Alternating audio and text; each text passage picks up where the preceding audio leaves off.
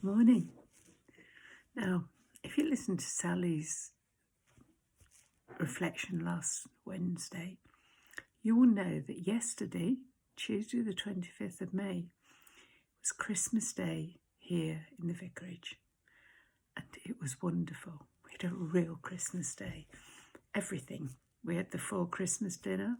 We had crackers. We wore funny hats. We listened to lovely Christmassy music. We watched films. We had Christmas cake that was made way back in October, November last year. It was a bit boozy, but it was delicious. We exchanged presents. We had a tree up with lights on it, and it's been up for well over a week now. It was just lovely.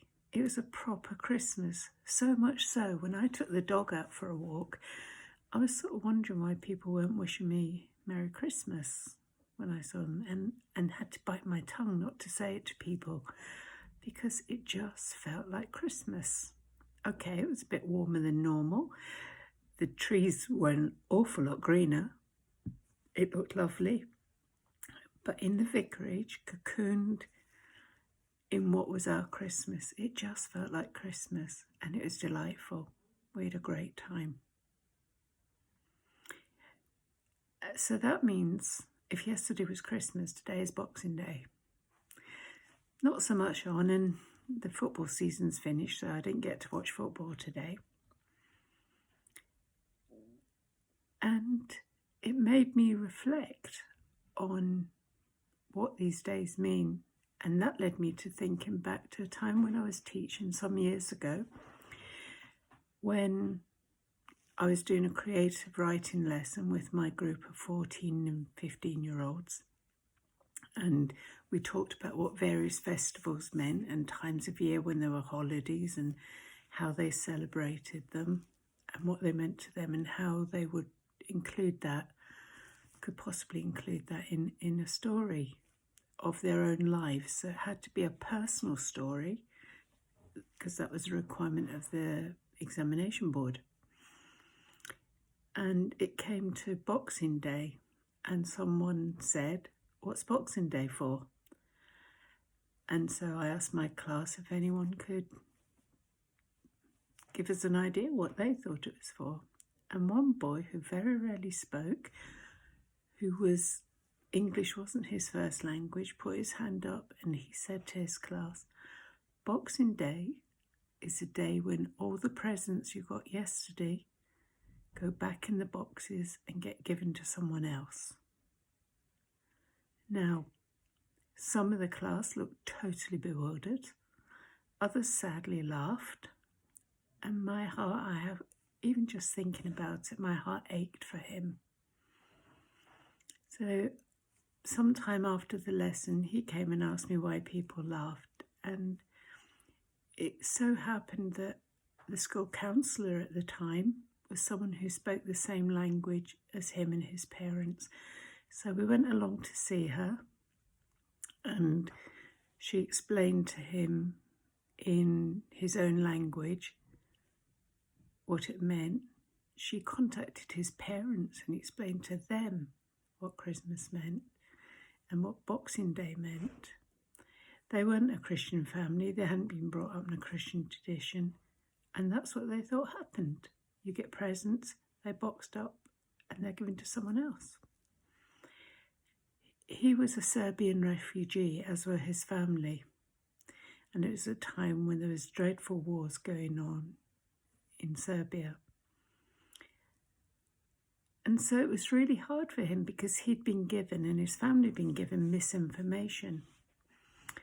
And that in itself led me to think about what misinformation people are given about our faith. What misinformation do people get about those of us who are Christians? What misinformation do they get about all the things they know that have got something to do with our faith, but don't really know what it is? So this idea of Our Father, the Lord's Prayer, which starts Our Father. Because if we're all saying Our Father, we're accepting that we are all children of the same Father, which, like or not, makes us brothers and sisters. And a lot of people have a lot of misinformation about that. They think of God as some terrible, fierce father, very strict, very keen on punishment, rather than on love and guidance.